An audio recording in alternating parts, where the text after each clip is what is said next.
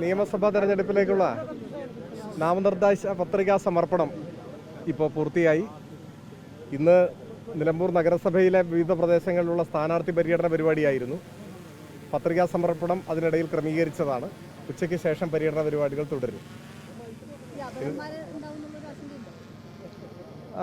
അത് ഞങ്ങളേതായാലും അപരന്മാരെ ആശ്രയിക്കില്ല. അത് വളരെ മുമ്പ് തന്നെ പ്രഖ്യാപിച്ചിട്ടുള്ള കാര്യമാണ്. ജനാധിപത്യത്തെ അങ്ങനെ ദുർബലപ്പെടുത്തുന്ന ഒരു സമീപനവും ഞങ്ങളുടെ ഭാഗത്തുനിന്ന് ഉണ്ടാവില്ല. മറ്റു കാര്യം എനിക്കറിയില്ല. എത്ര കോണുണ്ടാവും മത്സരത്തിനെന്നുള്ളത് വരാനിരിക്കുന്ന ദിവസങ്ങളിൽ വ്യക്തമാവും. ഇപ്പോൾ ഇന്ന് നാമനിർദ്ദേശ പത്രികാ സമർപ്പണം ഇന്ന് പൂർത്തിയാവുന്നു. പിന്നെ പിൻവലിക്കാനുള്ള സമയമൊക്കെ ഉണ്ടല്ലോ. അത്തരം കാര്യങ്ങളെ സംബന്ധിച്ച് സത്യത്തിൽ ഞങ്ങളങ്ങനെ ഉത്കണ്ഠപ്പെടുന്നതേയില്ല. ജനാധിപത്യം ശക്തിപ്പെടുക കൂടുതൽ പേരും മത്സരിക്കുമ്പോഴാണ്. അപ്പോൾ മത്സരിക്കാനുള്ള അവകാശം എല്ലാവർക്കും ഉണ്ട്. ആരും മത്സരിക്കരുതെന്ന് പറയാനൊന്നും നമുക്ക് അവകാശമില്ല.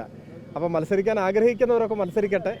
ജനങ്ങൾ അതൊക്കെ വിലയിരുത്തിക്കൊണ്ട് വിധി എഴുതുകയും ചെയ്യട്ടെ. അപ്പോൾ നമ്മുടെ ജനാധിപത്യം കൂടുതൽ ശക്തമാവും. നമുക്ക് അങ്ങനെ ആശിക്കാം.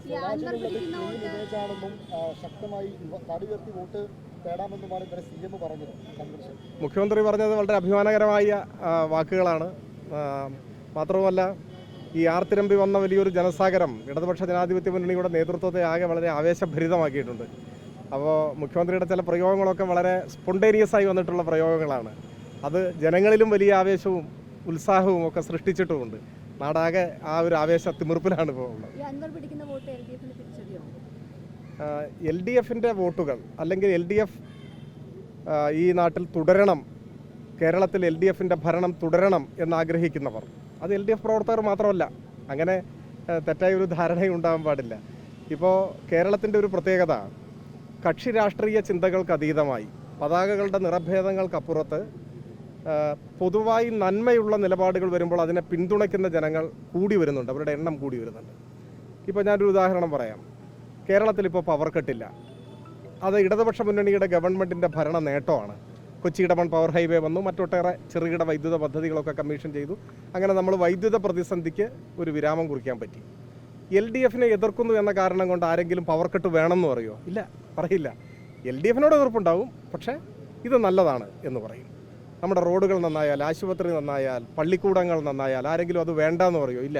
ഇപ്പോൾ ക്ഷേമ പെൻഷൻ ഇപ്പോൾ 1600 കൊടുക്കുന്നു. മുമ്പ് UDFിൻ്റെ കാലത്ത് അത് നിന്നു പോയിരുന്നു.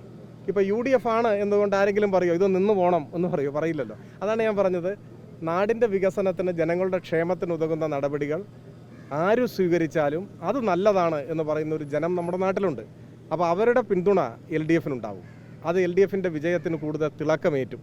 അതുകൊണ്ട് തന്നെ ഞങ്ങളുടെ വിജയപ്രതീക്ഷയ്ക്ക് ഒരു സ്ഥാനാർത്ഥിയും തടസ്സമല്ല. ശ്രീ എം സ്വരാജ്, ഒരു 4ാം മുന്നണി നിലവിൽ വന്നു എന്നാണ് ഇപ്പോൾ അൻവർ പറയുന്നത്. ചില ചെറുകക്ഷികളൊക്കെ കൂട്ടി ഒരു 4ാം പ്രതിരോധ മുന്നണി, ജനകീയ പ്രതിരോധ മുന്നണി എന്നാണ് അതിൻ്റെ പേര് എന്നാണ് പറയുന്നത്. എനിക്ക് അറിഞ്ഞൂടാ, ഞാൻ അറിഞ്ഞിട്ടില്ല.